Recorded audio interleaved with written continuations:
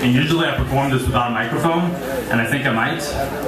But when I was younger, I was a very shy kid. I was extremely shy, I hated going in front of people, and I didn't talk to a lot of people, and I just used to write a lot.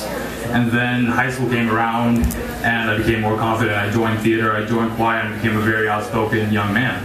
And so this was a piece I performed my senior year of high school for the talent show, and I used it to just symbolize my transformation from a quiet individual to one who could speak.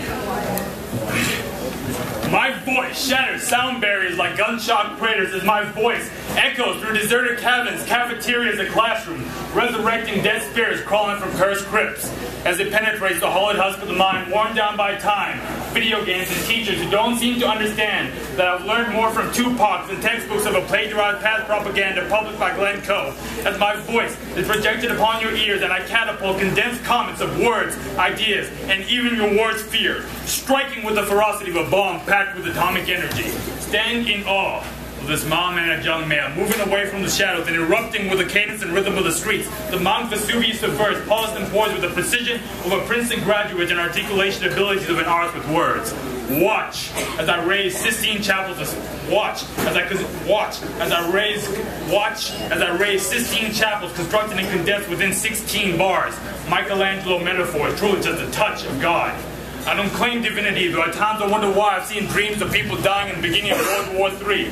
It's like Nas, I never sleep, because sleep is the cousin of death, knocking on my door till I take my last breath and exhale. Emotions and soul, the perfect potion of this perilous life.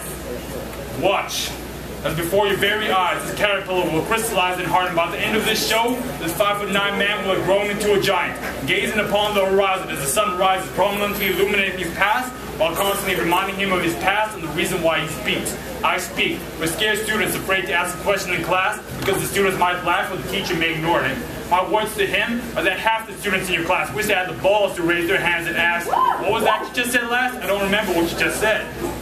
I speak of emotions, because far too many men have been raised to fear a tear or the display of emotion, because masculinity means maxing out at 305 and killing Nazi zombies in your spare time.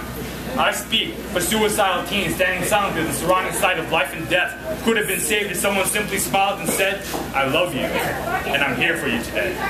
I am the voice for victims of war villages butchered and raped in Rwanda, the harmonious house for the millions homeless and forced to walk about, the sanctuary of safety for Gaza residents hearing gunshots on the daily and bathing in their brother's blood. I am the moving memorial speech for the soldiers serving overseas, and the harmonious house for the millions homeless and forced to walk about. I speak for my parents who are afraid every time I stand upon a stage that the crosshairs of an assassin will be placed on my face. But most importantly, I speak for me. I am no longer afraid of gunshots, bomb blasts, or knife wounds to the chest. I am no longer afraid of demons descending upon my soul at night, or the boogeyman lurking about causing a fright. I don't wince at pain. I've loved and I've lost, died and been reborn, seen highs and sorry lows and wondered what would happen if I never made it to 34. Prophetic visions of being trapped in the Guantanamo prison while claiming innocent are juxtaposed by sad scenes of failed marriages and never being loved at all. I don't worry about the CIA, FBI, or NSA wiretapping my phone and sending me away on a trumped up charge. My only fear is having a son ask me one day, while this was going down, what did you say?